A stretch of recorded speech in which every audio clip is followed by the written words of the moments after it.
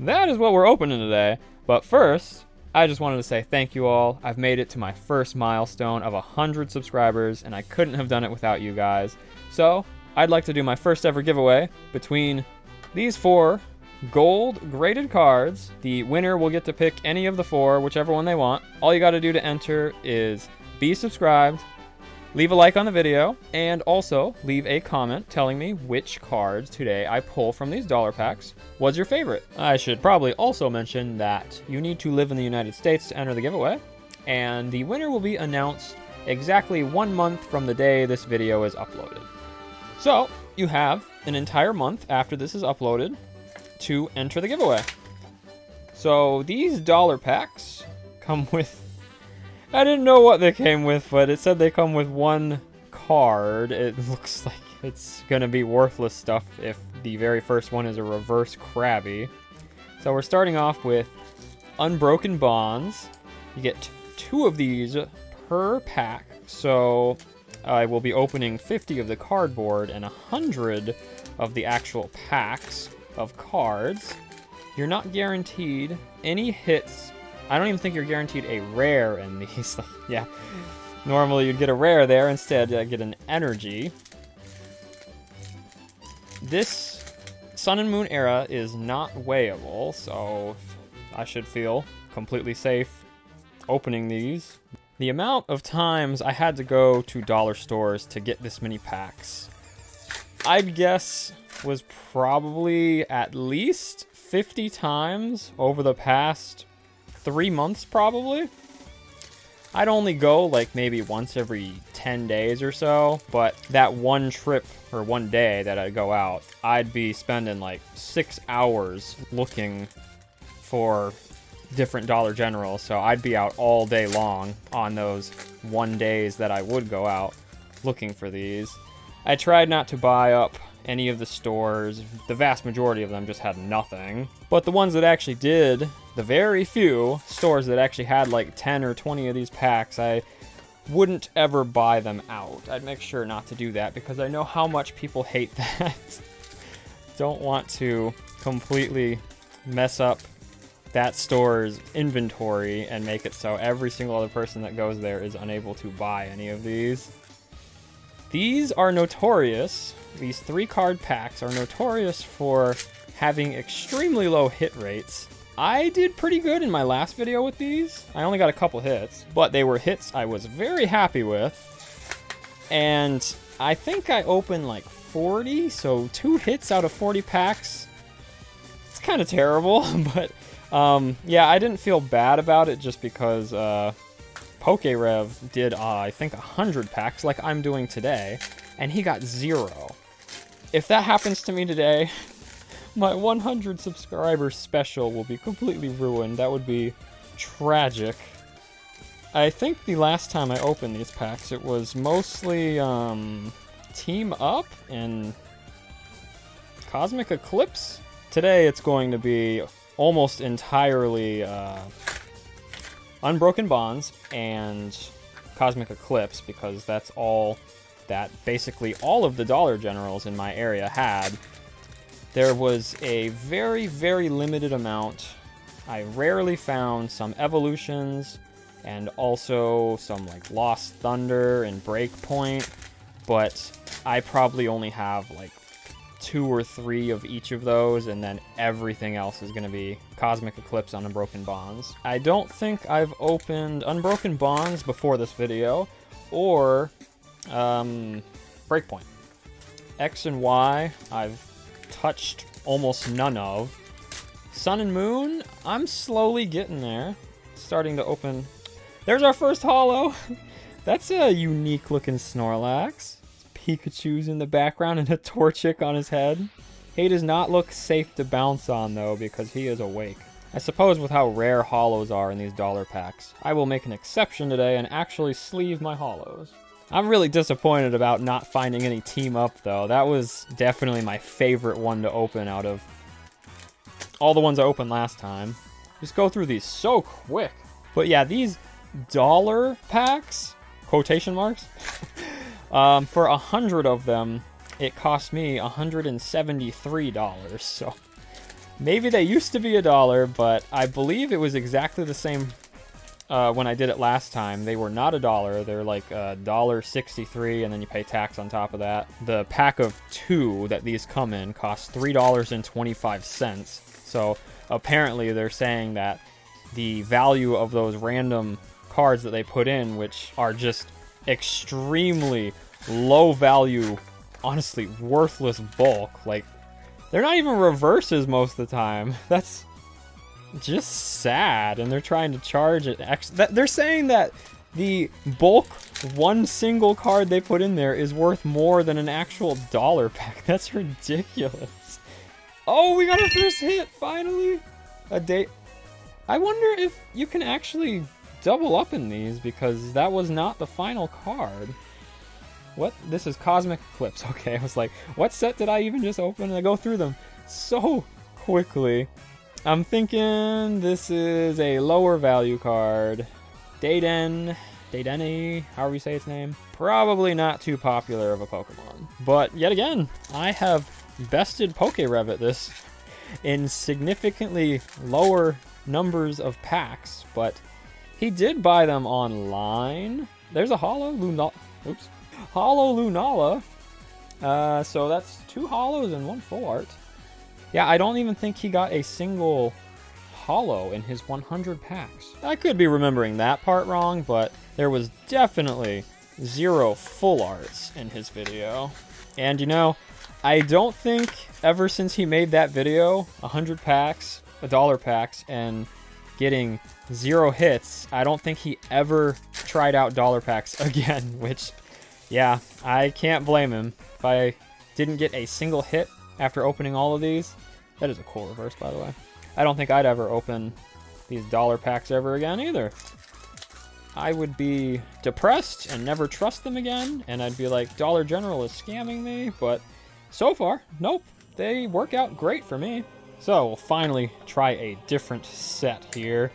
I haven't really been paying attention to all the sets I've been opening, but I would assume basically everything I've opened so far is the main 2 sets, which are Unbroken Bonds and Cosmic Eclipse. But this is a Breakpoint here. I believe Breakpoint is one of the lower value X and Y set. Wait. Oh man, I gotta start paying attention, because apparently they don't put the same 2 packs in the same cardboard sleeve or whatever you call these things. That's gonna be confusing. I'll have to look out for that. I'd love to open one of these and the bonus card just surprises me and turns out to be something actually pretty good, like a full art, but I'm thinking that's not gonna happen. Yeah, again, I got a Cosmic Eclipse mixed with an Unbroken Bonds, so you can't just look at the front and say you got 2 packs of something. It makes me wonder how people sell these then, because I feel like they'd get accused of, I guess, tampering with the packs, or they'd get bad feedback because they say, oh, you advertise this as a Cosmic Eclipse pack, and oh, we got another full art, awesome! A Steelix! Alright, Gen 2 older Pokemon. Was that the Cosmic Eclipse or the Unbroken Bonds? Oh, I don't remember. It doesn't matter. Both sets were really popular, I'm pretty sure. Man, every time I open these from now on, I'm just going to think back to Pokerev and feel really bad for him, because since he bought it online, I really am starting to think that he got scammed. Like, his packs were tampered with in some way, because, I mean, 100 of them, I get that you can have bad luck, but that kind of sample size to do that badly consistently, that doesn't seem legitimate. I mean, people on eBay, they scam people all the time with mystery boxes and stuff, but being a scammer on eBay just doesn't seem like a consistent business model. I mean, their return policy is just, say you want your money back, you get your money back. It doesn't matter what the seller has to say, it doesn't matter what the seller's policies are.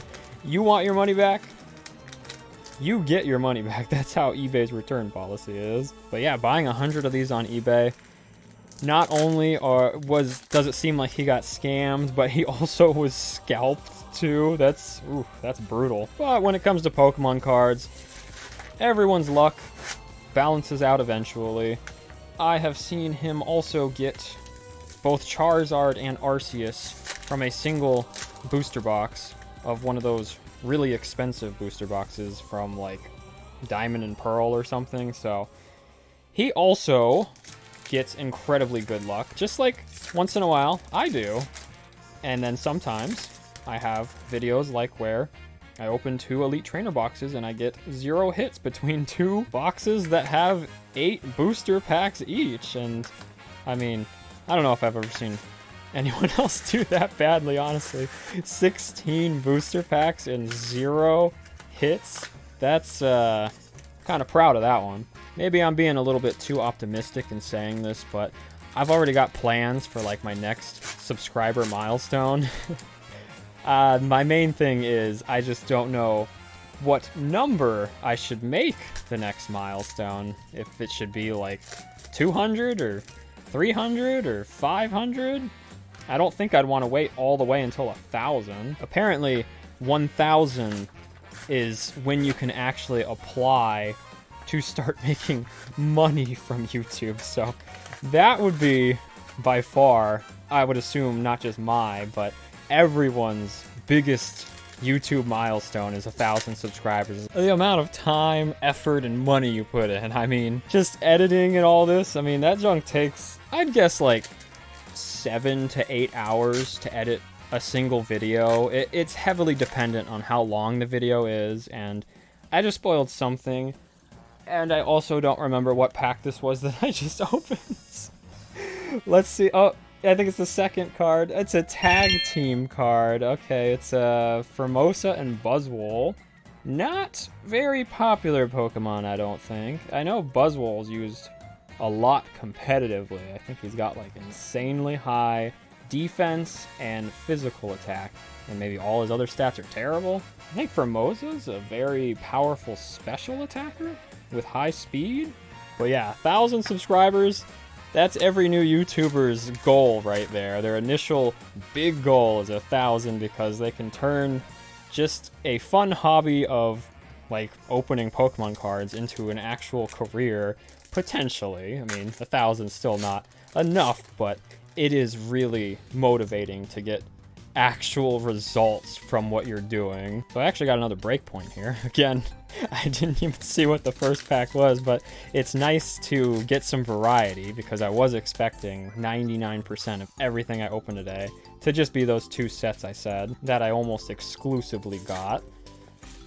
Not sure why these are the sets that are so prevalent in the stores, because I'm pretty sure both Cosmic Eclipse and Unbroken Bonds are some of the most expensive Sun and Moon sets that there are. So strange that the most expensive ones would be the only ones that I can actually find. Maybe this is going to actually tank the value of these cards a bit, depending on just how big this restock is. It might just be a one-time thing, and then we never see it again. I hope that's not the case, because that would be depressing. This would be the last time I'd be able to do a video like this, because I'm opening every single pack that I have of these sets. I don't even know if I'm halfway through all the packs yet, and I already can't even touch the ground with my feet right now. They are just all on top of cardboard and plastic. I'm probably going to have to stop before I can even finish the video to clean things up. I see something else. Oh no! Was this a Cosmic Eclipse? Probably? A Alolan Persian. You know, the number of full arts I am happy with, but the actual cards I'm getting, not too excited for them. Yeah, the card I was super excited for in my last dollar pack opening video was a Gengar. I don't even know if Gengar is in any of these sets, because yeah, that came from a Team Up booster pack, which I have 0 of. I think Breakpoint's best card is a secret rare or alternate art Gyarados. Maybe it's like a Mega Gyarados. I think X and Y's entire era was all about Mega, even in the TCG. So it's looking like, at this point, with all these Breakpoint I keep finding, the set I have the least of is actually Lost Thunder now, especially when the one behind it is not an additional Lost Thunder. I have no clue what's in this set, actually. This is definitely going to turn out to be the longest video I've ever uploaded to my channel, but I think PokeRevs was 30 minutes for 100 packs? We'll see what mine is in comparison. I've been thinking about doing a third video each week for a while now, and the only thing I can really think of is doing, like, a gameplay video, because honestly, I just don't really have the funding to be opening cards 3 times a week for videos, but I'm gonna give it a try at least. I want to see how well it does if I just have a third unrelated video each week doing, like, mostly old retro stuff. I can try and make it mostly Pokemon video games, like Pokemon Stadium, Pokemon Snap, but I definitely intend on doing other stuff like Zelda. I mean, that's also in the channel name, to be fair. Pokeforce, I got that from Triforce. I'd love to play some stuff like ROM hacks or randomizers. Also, is this the first Evolutions, or maybe I've skipped over an Evolutions previously and just didn't notice? I think I'd noticed just because they have such a distinct look to the cards. They have like that old classic fat border. But yeah, as far as games, I pretty much entirely stick to classic retro stuff like Nintendo 64 and PlayStation 2. I rarely ever play any of the newer games. The most modern I really go is PlayStation 3, which, since mine's broke it a little while ago. My friend actually got a PS3 Slim at a Goodwill, and he brought it over last night, and it didn't work. He only paid $15 for it though, and even like extremely poor condition ones, the cheapest ones you can find on eBay are like $80, but that's partly because those things are so freaking heavy that they cost like $25 to ship. But yeah, he came over with the intention of us playing Black Ops 1 Zombies for old time's sake, and we weren't able to do that since we found out it was broken. So instead, we spent about 3 hours last night trying to fix his crappy PS3, and all we did was make it significantly worse, so it was fun at least. That's not the kind of game that I'd want to play on YouTube, though. I'd want to keep my stuff preferably as family friendly as possible, and Zombies is not very family friendly, so won't be playing that. I think I'll just wing it and start uploading, I don't know, maybe like, let's see, my current schedule is every Sunday and Thursday I upload, so it'd be someday in between, and I'd keep this schedule exactly the same. So every Sunday and Thursday, I'd still be opening Pokemon cards consistently. That's not going to go away. It's just, there'll be a random day in between. I'll make it a consistent day, I just don't know which day yet. That day I'll have a video uploaded where I'm playing some random game and see how it goes. Whether or not it gets any views, I'll probably just do it for fun and keep at it and see if it takes off at any point. Maybe I'd get a slightly different audience, I don't know.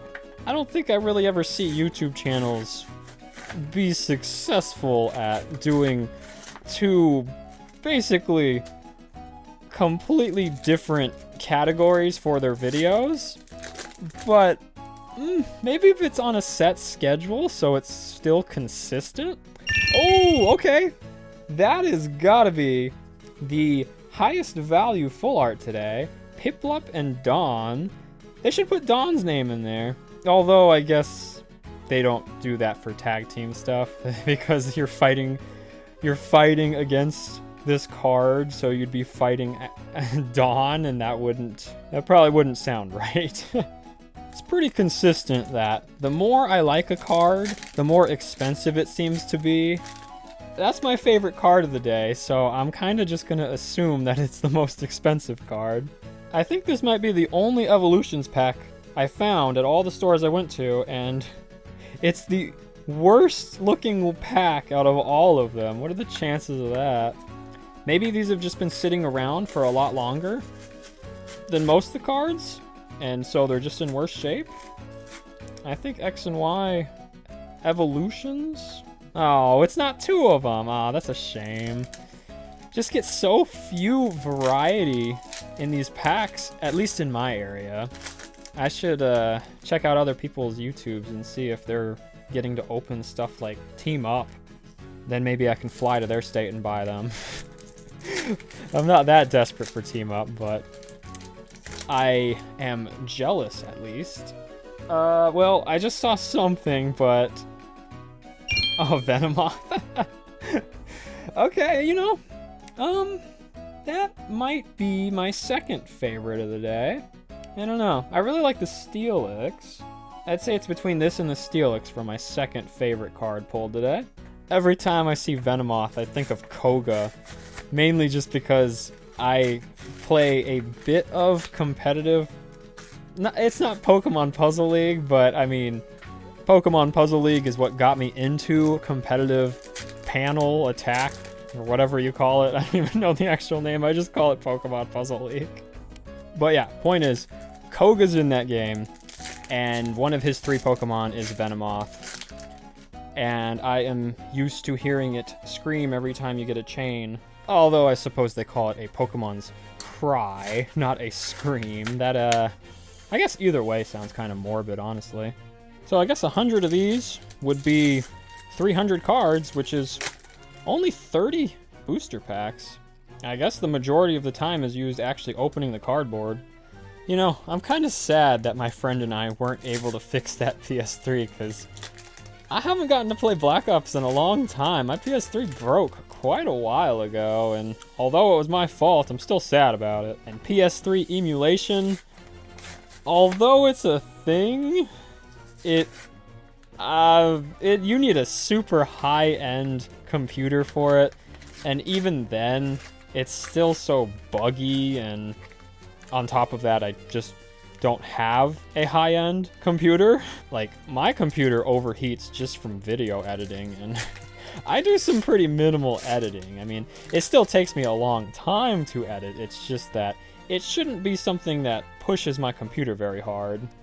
Although a big part of the reason my PC overheats is more than likely just due to me living in Florida, and the weather here is... We have 10 and a half months of summer, and we have about the rest 1.5 months is like a mild autumn. We don't have a winter in Florida. This year in December, well, last year in December, was, I think it was consistently like 3 out of 4 weeks was in the high to low 90 degrees Fahrenheit. 3 out of 4 weeks. So yeah, we have a pleasant January and first couple weeks of February, and literally every single other week of the entire year is miserable heat.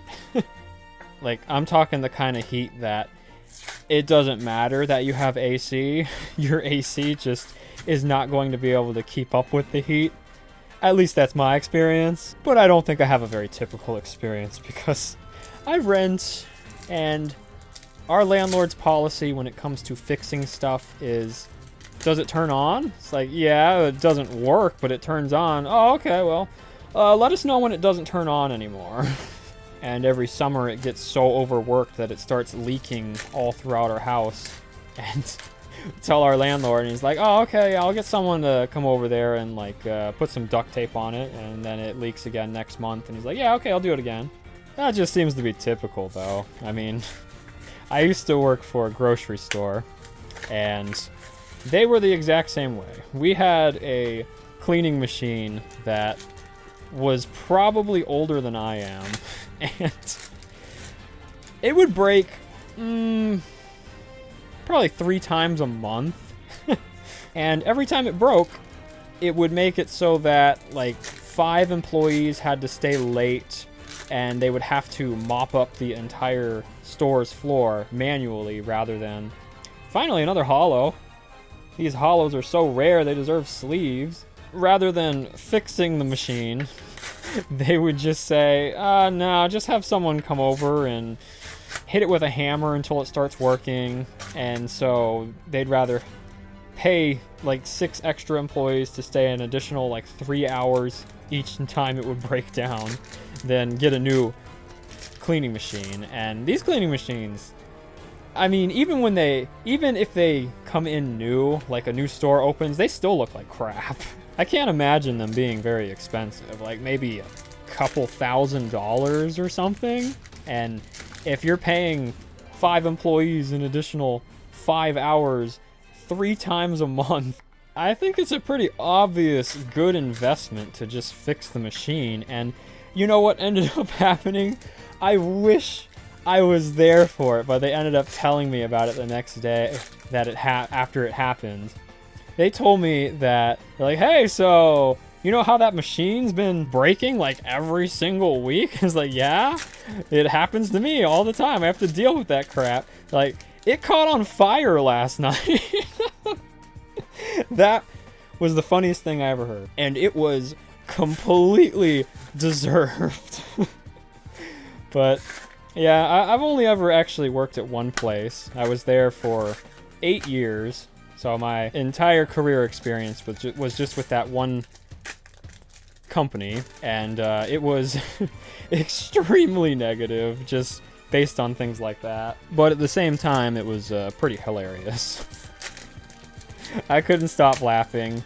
Like, it was one of those kinds of things where you just think about it and you start laughing in front of other people and they look at you and they think you're crazy. I was doing that. I think a more dangerous instance of that happening was whenever we got deliveries, they'd be on a massive truck, so we'd have to use pallet jacks to pull them off of the truck, and we had a lift that would connect to the truck for us to get the pallet jacks in and out of the truck. And our lift broke at one point, and I think they took like 2 months to fix it. So we ended up being told by instructed by our store manager to do this extremely dangerous method of getting the pallets off of the truck, which was having 2 people lift up the pallet jack to get it into the truck, and then to get the pallets out of the truck, which the pallets are probably anywhere from 1,000 to like 8,000 pounds each. And yeah, so to get them off, we would just get a running start and just jump off, basically, with the pallet as fast as we could, you know, since it's on wheels, onto the cement, which was like 2 feet, probably about 2 feet lower than the truck. Like, to get onto the truck, that's what the lift was for. It was to make it so that there's a little ramp connecting the 2-foot drop. We didn't have that ramp anymore, so yeah, we would just get a running start with the 8,000 pound pallet behind us. Luckily, no one ended up getting hurt, but that's the kind of thing, like, somebody legit could have died from that, and it was all 100% on camera. Because, I mean, when you're moving around like 5,000 pounds on wheels, if you touch even the slightest thing under the wheel, you're gonna come to a 100% full stop no matter how hard or fast you are moving. And if that happens while you're going over the 2-foot gap holding on to this pallet jack, you're just gonna completely stop and fall. And not to mention, these are refrigerated deliveries, sometimes frozen. So they would... There's another holo. A Kirum. These trucks were typically very slippery because they'd have melted ice in the frozen trucks and then condensation in the refrigerated trucks. I was normally fine because we had like slip-resistant shoes, but they can only help so much, and when you're on a slippery surface trying to push and pull thousands of pounds, everyone that was going in there was slipping, and you would rely on the holding on to the pallet jack to catch yourself. So Again, extremely dangerous because these things sometimes tip over. But yeah, one of our smarter employees found a safe way for us to deal with this issue, and the store manager ended up coming back there later on, you know, after he had shown us the extremely dangerous but fast way of doing it. And he said, no way, that takes way too long. The customers out there want our products. You need to do it the extremely dangerous and unsafe way, not your safe but slightly slower way. The safer way was we had one single electric pallet jack, which could be raised up to like 25 feet or something. So we would get one of the regular pallet jacks onto the truck and bring it as close to the edge as possible, and then have the electric one get as close to the edge of the truck as possible, and it could lift up high enough to reach that 2-foot gap between the ground and the truck. And yeah, this probably only took like an extra, I don't know, 45 seconds per pallet, but the store manager, he rather would have risked his employees' lives to save an extra 45 seconds, and I don't even know what that's going to do for you. But yeah, every single day the store manager was not working. We would do it the safe way that the employee came up with because we didn't want to die or break our legs or something. But the 5 days a week that he was there, we were forced to do that because he would come back there every single time to make sure we were doing it the unsafe way because it was faster. I don't remember exactly how long this went on for because this was many years ago, but I do remember it went on longer than anyone expected because we were all just thinking, this is so ridiculously dangerous. Surely they're going to fix this as soon as possible, right? And everyone was amazed at how long it took them. I'd guess it was somewhere between 2 and 3 months that we were forced to do this for. Saw some... Oh no, not a duplicate! That's my first ever duplicate in a dollar pack. Wow. I have so many different sets here. I mean, just because the back ones have been so random. And to get a duplicate, that's disappointing. Yeah, I have tons of retail stories like that just from 8 years all at one place.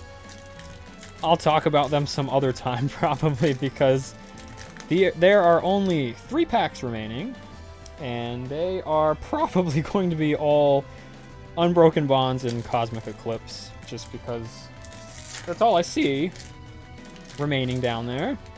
So the number of full arts I've gotten has been very impressive in this video, but the quality and or value of them, I mean, without looking them up, just my opinion on what they would be, my guess, is these are all very low value. That's pretty disappointing. 100 packs and not a single, even semi-valuable card. That's too bad, but it's not over yet. I still have 2 $3 packs left, and I feel like I used to be known for having incredibly good endings to my videos, so if I could bring that back for a 100 subscriber special, that would be amazing.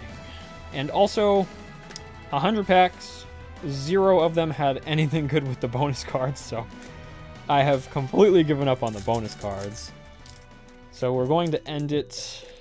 let's end it with Cosmic Eclipse, actually. So I'll save that one for last and do Unbroken Bonds first. If that Cosmic Eclipse pack has the best hit of the day in it, then that would be amazing because I just artificially moved it to the side to save it for last. I think Unbroken Bonds is the set that has like a Reshiram and Charizard tag team combo. I don't know what the number 1 is in this set, but let's see. Final card. I don't think the final card is ever the hit. I think it's always the second. Oh. Weaker ending than I would have liked for the 100 subscriber special. But either way, $100 packs. Those are basically the most fun product, in my opinion, to open of Pokemon stuff. So that was a blast. So I'll just say, thank you guys for watching. Feel free to like and subscribe if you want to enter that giveaway, and leave a comment specifically about, you know, which card you like most, which there really wasn't that much variety in the full arts today, unfortunately. Other than that, I'll see you in the next video.